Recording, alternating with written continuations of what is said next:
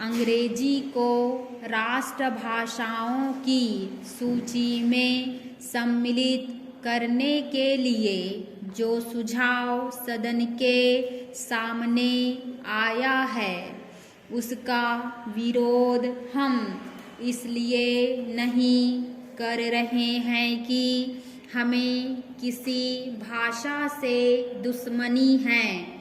हम यदि अंग्रेजी भाषा के आधार पर विद्वान बने हैं तो यही कहकर कि हम उसी के द्वारा बने रह सकते हैं।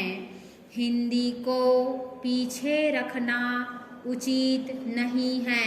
यह भ्रम सारे देश में फैलाया जा रहा है कि हिंदी से हमारी प्रगति नहीं हो सकती है।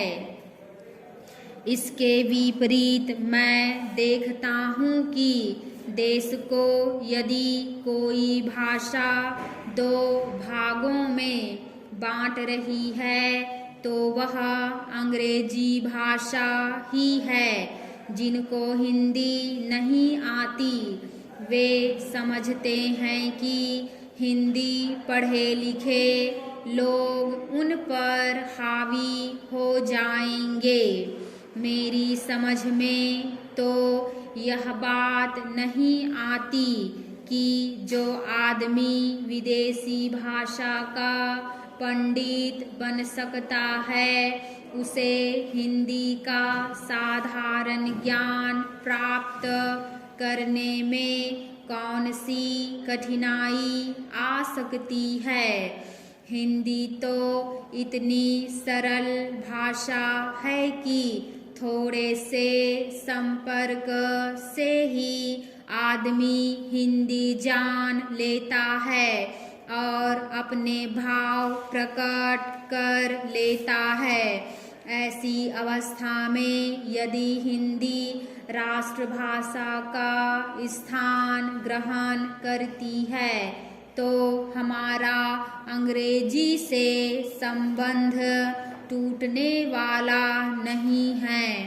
हर देश की अपनी एक भाषा होती है जिससे लोगों के विचारों का आदान प्रदान होता है और वे अपनी समस्याओं को समझते हुए उन्हें सुलझाते हुए आगे बढ़ सकें। वह भाषा वही हो सकती है जिसको देश के अधिक से अधिक लोग समझ बोल और लिख सकें। इस देश में केवल हिंदी को ही ऐसा स्थान प्राप्त है। फिर हमें हिंदी को देश की राष्ट्रभाषा बनाने के लिए क्यों आपत्ति है।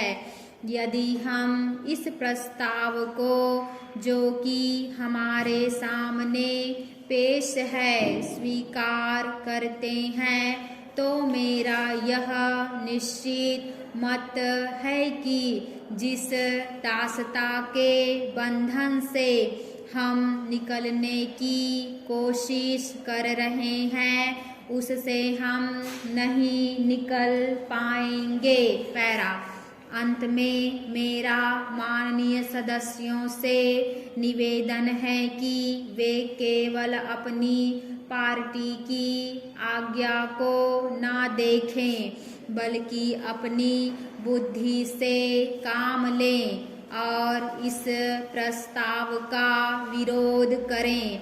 यदि यह प्रस्ताव पास हो जाता है जो कि बाद में कानून बनने वाला है तो वह आज़ादी जो हमने पिछले 200 सालों में प्राप्त की है उसके फलने फूलने में बाधा आ सकती है।